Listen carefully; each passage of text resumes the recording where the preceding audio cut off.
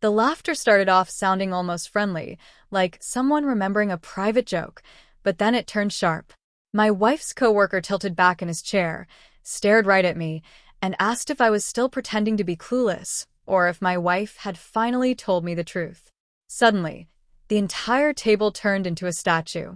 People stopped eating, forks clattered against plates, and my wife turned completely ghost white as if the life had been sucked out of her. In that single, frozen heartbeat, I knew something was horribly wrong. I had no idea what he thought I knew, but the fact that everybody else seemed to be in on it made the silence feel deafening. I had been married to Claire for a decade. We weren't a dramatic couple, but we were consistent. We had linked bank accounts, shared digital calendars, and a routine for every single Sunday. Claire worked in marketing at a fast-paced tech startup, a place known for frequent team dinners and constant social bonding. I usually skipped those gatherings, but this specific night felt different. She was being considered for a major promotion, and they wanted spouses to attend. She told me with a genuine smile that it would mean a lot to have me there. I put on the blazer she liked, spent time practicing small talk in the car, and convinced myself our bond was strong. Lately, things felt slightly off, but I blamed it on her busy work season. She was traveling more, working late hours, and keeping her phone face down. When I questioned her, she just claimed the job was brutal. I trusted her because our marriage had never given me a reason to doubt her. We were still sending sweet texts throughout the day about simple things like buying milk. That evening, she held my hand tightly under the table and introduced me as her husband. The weight of that word would haunt me forever later on. The social pressure at the table was immense because her bosses and peers were watching everything. The coworker, Mark, had been drinking, but his eyes were piercing. Claire tried to give him a warning look, but it was far too late. Another person tried to downplay the comment, but the damage was done. They were all just waiting for me to react. I felt like I had missed a memo that everyone else had received.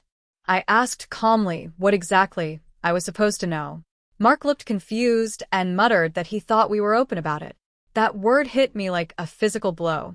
Claire leaned in, whispering for me to stop talking, while my phone buzzed with a message from her asking to talk later. The dinner continued with everyone talking too loudly, desperate to cover up the slip-up. I could see the pity in their eyes. People knew secrets about my own home that I had never been told. That realization was much worse than any anger. I finished the meal, smiled, and counted down the seconds until I could leave. As soon as we reached the parking lot, I demanded an explanation. She looked distressed and insisted that Mark had just misunderstood the situation. When I told her to fix the misunderstanding, she didn't say a word. The drive home was suffocating in its silence. Back at our house, she poured herself a glass of water that she never touched. I asked her point-blank why her friend thought I was in on some secret. She finally admitted that there was someone else at her office. My chest tightened immediately. I asked if it was still happening, and her hesitation told me everything I needed to know. It had been going on for over a year. She claimed she felt invisible because I was always tired, so she found someone who made her feel noticed. The irony was that she made me feel completely unseen by cheating. I slept on the sofa that night, replaying every memory like a detective searching for evidence. Around 2 a.m, a message popped up from an unknown number. It was Mark. He apologized, saying he honestly believed I knew everything. He explained that Claire had told their entire team that our marriage had an open arrangement. That lie was far more painful than the affair itself. She hadn't just been unfaithful, she had crafted a false narrative about our relationship to protect her reputation with her coworkers. She chose to lie to everyone else to avoid judgment, effectively letting them judge me instead of her. When morning arrived, I confronted her with a text message. She tried to cover her face, admitting she didn't want them thinking poorly of her. I realized that my own wife had turned me into a character in her play, without my permission. Our next conversation was quiet but heavy with consequences. Asked about the other man, Evan, who worked on her same team. She told me he believed we were separated, which made me laugh at how convenient her excuses were. She insisted it started as emotional cheating and eventually turned physical. The worst part was learning that almost the entire team was aware of it. I was the last person to know the truth about my own life. I asked to see her phone, and the screen was filled with messages, jokes, and complaints about me masked as concern for her. One specific line stood out to me.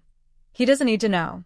I found out she had even been charging their secret dinners and trips as work expenses on her company card.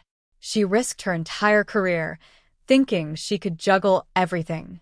She managed to trick everyone's perception except for mine. I eventually spoke to Evan at a local cafe. He looked incredibly uncomfortable and claimed he never knew the truth. It was clear that Claire had been spinning a different story for every person in her life. I moved into the guest room that night, telling her that I didn't know what our relationship was anymore. The silence in our home changed from comfortable to exhausted. Eventually, HR started an inquiry after rumors circulated through the office. Claire was moved to a different department while they reviewed her behavior. We started living like strangers sharing a flat. Therapy became a necessity, though it wasn't about saving the marriage, it was about understanding the wreckage.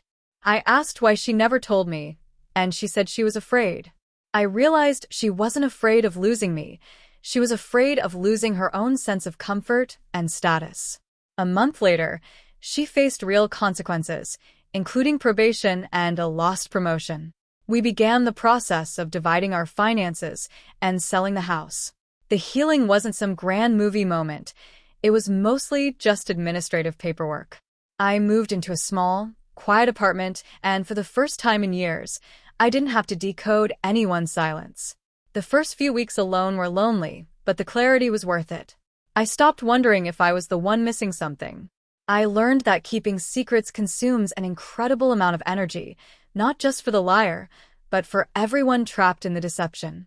That dinner party question still echoes in my mind sometimes, not because it was cruel, but because it finally brought reality into the light. I wasn't meant to discover it that way, but finding out saved my sense of self. My marriage couldn't survive the lies, but my life eventually did. If there is one thing I took away from this whole experience, it is that love can handle difficult conversations, but it cannot survive being rewritten without your permission. Living honestly is the only way to move forward.